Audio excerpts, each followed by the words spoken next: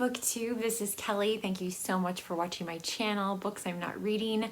I am here today because I was tagged in an original tag, which was so kind, from Lisa in Bookland. And this is the book cover book tag. I would really encourage you to watch Lisa's version of her original tag. It is so funny. You know, those of you who have channels, you get it, like you get interrupted at times, things happen unexpectedly, and then suddenly, yeah. Anyway, so something like that happens in Lisa's original tag, and it was just, I thought it was fantastic that she left it in there. So anyway, I would definitely recommend her video as well as her channel. She is just absolutely delightful. So I am planning on tagging a lot of people for this because yeah, I really want this tag to take off. And I do think after working in, you know, for Barnes & Noble for 4.5 years, you do start to understand, you know, the appeal of covers.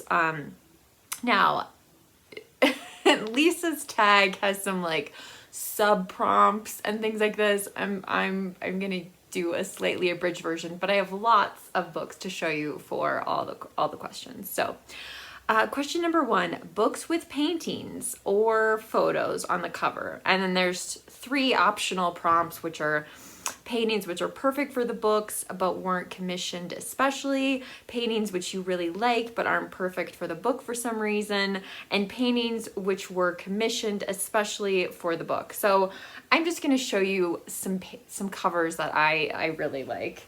So I have Oh Pioneers by Willa Cather, and unfortunately there's a sticker on the back, so I don't know if this was created for this book or not. I really love these Willa Cather editions that are kind of tan, and I don't know, I just feel like the cover of this does justice to the book. Look at that. So obviously that had to be created for this particular book. I just think it's really spectacular, and I think the other books, I think this is the first in a trilogy. If you've read this, let me know what you think down below. But I think they all have a cover similar to this, so I think that's really spectacular. And finally, I'm trying really hard not to show you guys books that I show you all the time, but this is my absolute favorite edition of A Tree Grows in Brooklyn. I owned this originally, and then we bought a bookcase that had been improperly stained, and the pages on our books all turned brown on that bookcase. It was really quite awful, but anyway, and by that time you couldn't get this edition of A Tree Grows in Brooklyn, so it took me a long time, a lot of book sales and used bookstore shopping to find this cover again, but I absolutely refused because I think this is perfect. This picture was not taken for this particular edition. It's part of someone's private collection, but it's perfect for this book. Okay. Question number 2: TV film tie-in covers. If you hate all of these, give your least favorite. So I have kind of mixed feelings about movie and TV tie-in covers. I think it really depends on how if I liked the movie as well as the book. So we do still own, I should probably read this again, Snow Falling on Cedars by David Guterson. I'm curious to see how this is held up over time. I've read it twice, and the first time I really enjoyed it. The second time it was a little less, so I'm not sure, but yeah, I think this is really a beautiful cover. And then of course, if one of my favorite actors or actresses is on the cover, so there's Benedict in Hamlet, and then of course we have Parade's End by Ford Madox Ford. Now, this was made into a mini-series, and I actually like the cover on the mini-series, like on the DVD itself, rather than this one, but it still has Benedict on it, so I'm okay with it. I'm keeping it. And then finally, because it's me and we have to talk about horses, right? So this is my edition of Seabiscuit. I originally read this in mass market paperback, and then I loved it so much I had to get the trade paperback. I love the film. I love the book. The book is better, I think, but I think that they did amazing things with the film. I really, really like the film quite a bit. So anyway, so yeah, so Seabiscuit. I think it's a good cover, a nice use of like some blank space there. All right, question 3, Nicest Spine. This one was so hard for me for some reason. I'm not sure why. I finally ended up going to my section of middle grade and YA books. So this is The House Without Windows, which I really want to read, but there is the spine. And I do confess, like, things that are sparkly, I'm a bit attracted to. Jason actually got this book, but neither one of us has read it, and I'm very, very curious about it. So if you have read this, let me know. I would really like to hear. The other one I grabbed, I mean, there's just, at the holidays especially, there's nothing like a good boxed set. This is Lloyd Alexander's Chronicles of Prydian. I think one of the things that throws a lot of people off about this series is that the first book is called The Book of Three. But again, I really like the sort of spark, like the golds. You can kind of see it there. Yeah, I think the spines are really attractive, and I need to reread this. I loved it when I read it the first time. Next question is nonfiction covers. So I just have a couple for this one. This is The Worst Hard Time by Timothy Egan. If you have not read anything by Timothy Egan, I would really, really encourage you to pick up some of his stuff, especially if you like more kind of narrative, storytelling style nonfiction. And I actually was able to meet Timothy Egan, and he was super, super nice. He was so kind and generous and friendly. Anyway, so I grabbed this one just because, so it's about the Dust Bowl. And I mean, the cloud itself is a little scary, but then when you see the perspective of like how small these houses are in comparison to that wall of dirt that's just headed their way, I find this a very, very powerful cover. It's an excellent read as well. And then I also grabbed a book I read all the way back in January, Time Was Soft There by Jeremy Mercer. It's got books, it's got a cat, it's about a bookstore in Paris. I mean, it takes a lot of boxes for me. So, okay. The next one is least favorite covers. And it's just because we have an older edition. So, I mean, this is a phenomenal book, Toni Morrison's Beloved.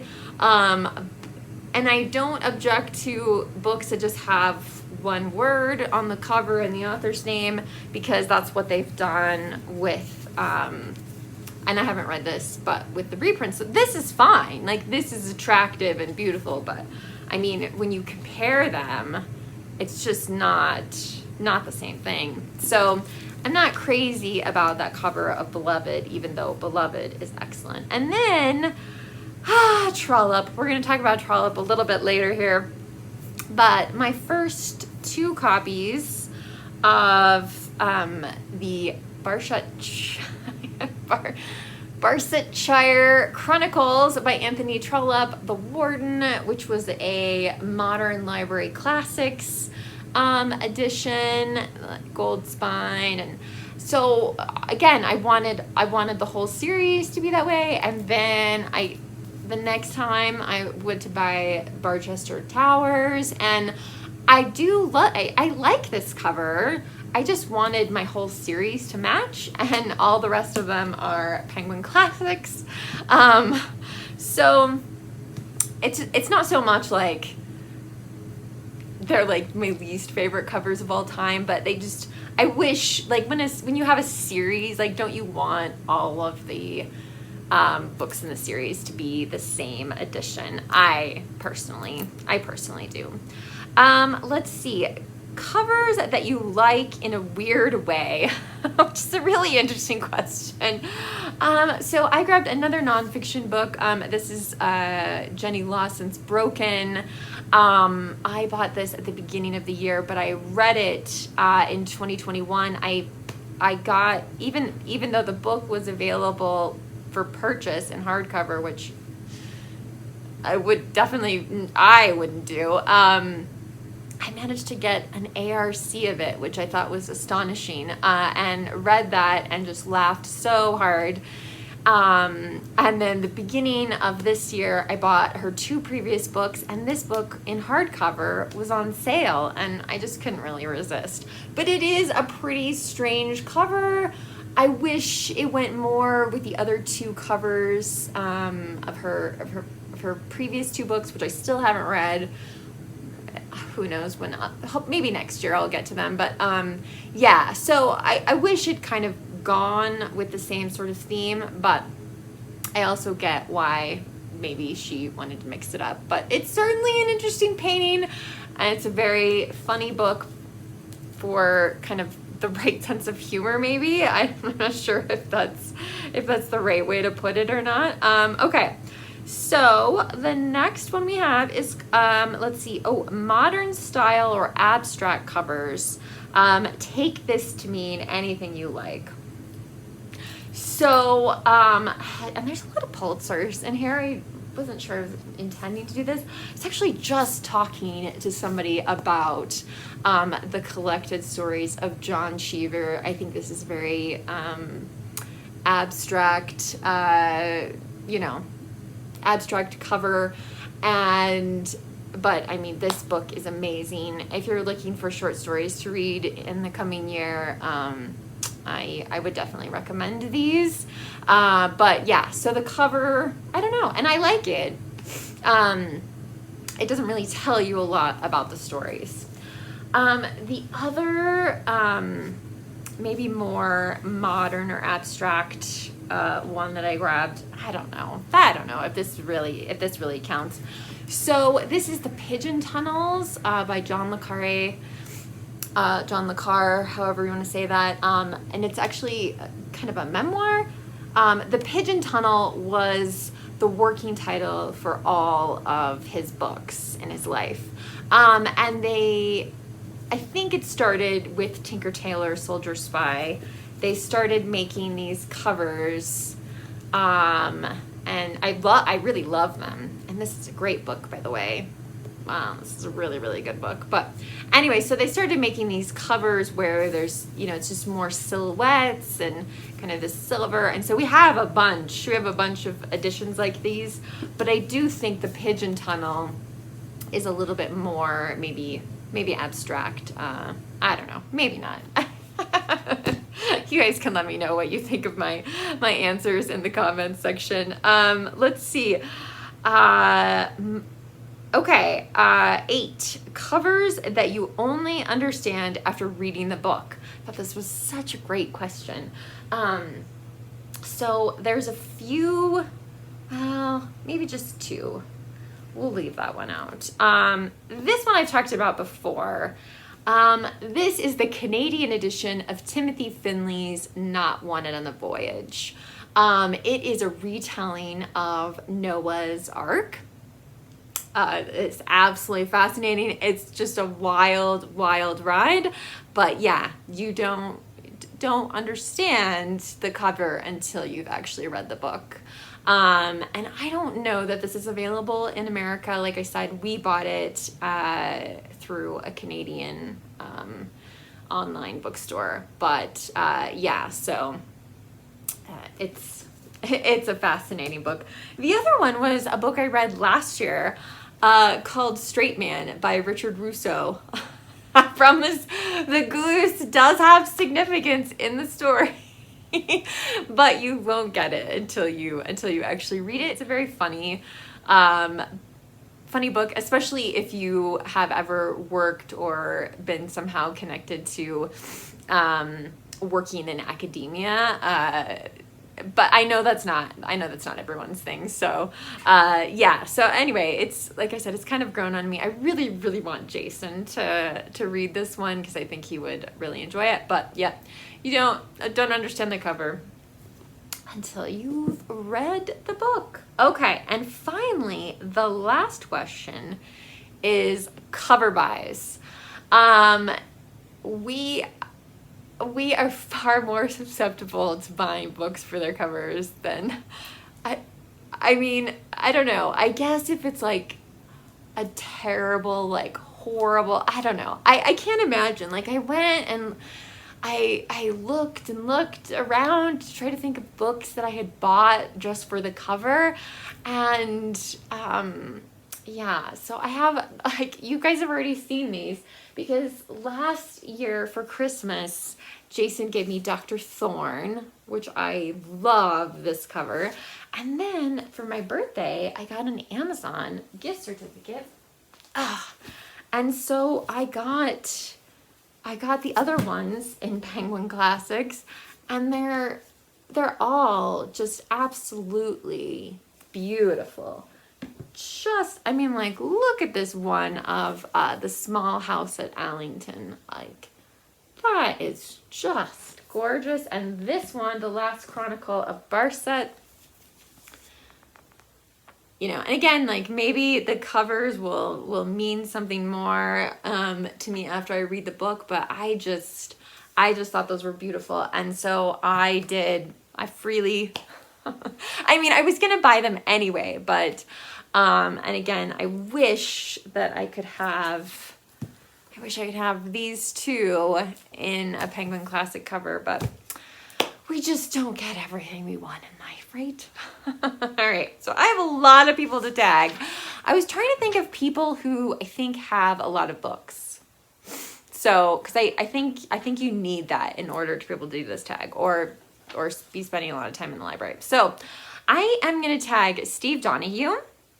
I'm going to tag Brian at Bookish, Mark at Richardson Reads, Melissa Furman, Gina from Gina Stan Your Books, Shelley Swearingen, Jim's Books Reading and Stuff, Hannah's Books, Whitney at Tabara's Den, Bookworm Adventure Girl, Marilyn Maya Mendoza, Emmett Bennett Romance Author, and Brandon's Bookshelf. So, oh, and then Jason, my husband, I was telling him about this tag, and he was like, oh, I have a lot to say about covers. I was like, would you like me to tag you? He's like, yeah. So I'm going to tag Jason at Old Blues Chapter and Verse, and I'll probably just verbally tell him, you've been tagged. Anyway, I would love to know, if you don't have a channel, especially, like, what do you think of my picks? Can you think of books that you bought just for the cover, or books that you didn't understand the cover until you actually read the book itself? I would love to hear your thoughts about these picks, and I thank Lisa so much for creating this tag and tagging me in it and making just a delightful video. So thank you guys so much for watching BookTube. Remember to be kind to yourself, be kind to others, and I will be back with another bookish video soon. Bye.